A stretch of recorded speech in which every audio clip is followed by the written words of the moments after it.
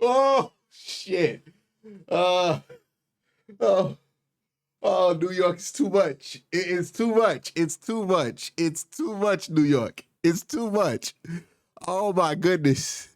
Oh my goodness, New York. Really, New York? Is this who you are? Oh man.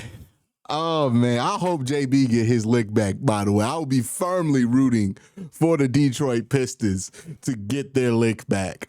Or JB Bickerstaff to get his lick back against the New York Knicks.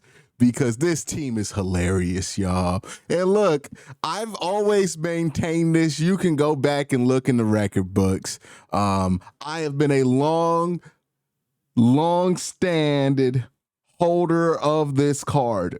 When you employ Karl-Anthony Towns to play for your basketball team, it don't matter if he's on the floor, off the floor, you will be hilarious. Not serious in any way, shape, or form, but hilarious. He has the hilarious curse. He is the funniest basketball player in the NBA. And look, he ain't even do shit today. He sat on the sideline with his little chain on, and the New York Knicks embarrassed themselves in front of his presence. And when I say embarrassed themselves, I mean embarrassed themselves. They lost to the Cleveland Cavaliers today. The Cleveland Cavaliers did not play Donovan Mitchell, did not play DeAndre Hunter. They did not play Ty Jerome. Those are three of the best scorers on the Cavs. They all sat the bench. Let's keep it a buck. They really lost to the 2022 Cavs. The 2022 Cavs finally got revenge on the New York Knicks. And look, the Knicks were healthy. Mikal Bridges played. OG Anunoby played. Mitchell Robinson played. They've been telling us, man, New York fans can't shut the hell up about no damn Mitchell Robinson, right? Every time we beat him, but we ain't had Mitchell Robinson, though. Wait till we get Mitchell Robinson, though. Mitchell Robinson gonna make up the difference. Mitchell Robinson had 8 goddamn points. Shut up about Mitchell Robinson forever, New York. 33 minutes. My man took 4 shots, had what? 7 rebounds and 8 points. Never mention Mitchell Robinson to me as a game changer again. Please let it go.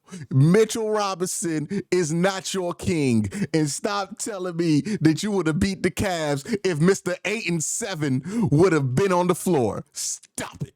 Stop. You're embarrassing yourself, New York. You're embarrassing yourself, New York. The fact that you went 0-10 against elite competition, and yet your fan base is the chirpest, the loudest, the chirp, chirp, chirp, chirp, chirp. All the shit we hear about how the Cavs are an elite team and the Cavs can't keep up with elite competition, and the goal of it to come from people who root for this basketball team, the New York Knickerbockers, who cannot be an elite team to save their life if the fate of New York was on the line. If Thanos was walking through that portal and all the New York Knicks had to do was beat an injured Cavs team, not an injured Cavs team, a Cavs team that has locked up the 1 seed and has half their starters not playing, the New York Knicks would lose that game this year. They lucky the Pacers got smacked because they would have the 3 seed on the line if the Pacers were a functional basketball team. But no. They get to luck into the 3 seed. And by the way, the Knicks did not know that the 3 seed was at risk until like a quarter through this game. I think the Pacers got smacked almost immediately in their game. But, oh man, I ain't gonna act like I watched this game all the way through. The Cavs were locked up the 1 seed. You know, I'm getting my rest in before we go all in hard on the playoffs, right? So I don't have much to say on that 26 that Darius dropped, even though he was nasty in the clutch. Got to stop disrespecting my guy Darius. Jared Allen, 11 and 13. Look, at least he put up a double-double, Mitchell Robinson. All that shit y'all talk about Mitchell Robinson, he don't even put up a double-double. It's ridiculous. It's ridiculous. I don't want to hear anything about no damn Mitchell Robinson, New York. Evan Mobley was 16-10. So it didn't seem like Mitchell Robinson was too much of a deterrent. Max Strus went off at 3 for in the fourth quarter at least. Isaac Okoro got 15 on y'all. Craig Porter Jr., who, by the way, has been hooping when he's been allowed to be in, had 11. But this is not about how the Cavs played. Look, we're not illuminating anything about the Cavs. The Cavs are an elite basketball team. We know this. This is for every New York Knicks fan that's been telling us the Cavs aren't real. The Cavs aren't real. Meanwhile, they're rooting for the least real team in the NBA, the most comedic team in the NBA, the only team in the NBA that got better but worse at the same goddamn time. How do you win a trade? How do you win a trade with Minnesota and still lose? New York. How does that happen? Tell me, how does this happen? How does a franchise get so much gas like the New York Knicks when they ain't been to a conference final since Patrick Ewing had hair? How does this happen?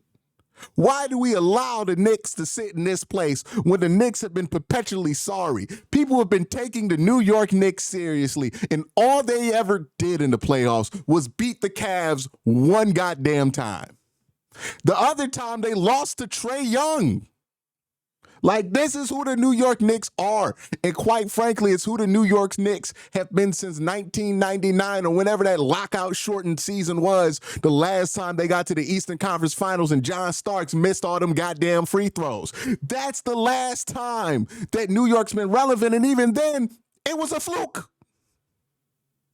Why do we take the Knicks so seriously? And more importantly, why do Knicks fans act like they're an authority to talk about what an elite basketball team looks like? Because the New York Knicks, the city of New York, hasn't known a serious basketball team since the Jersey team went to the finals, since the Nets went to the finals with RJ and Kenyon Martin. That's the last time basketball has been serious in New York.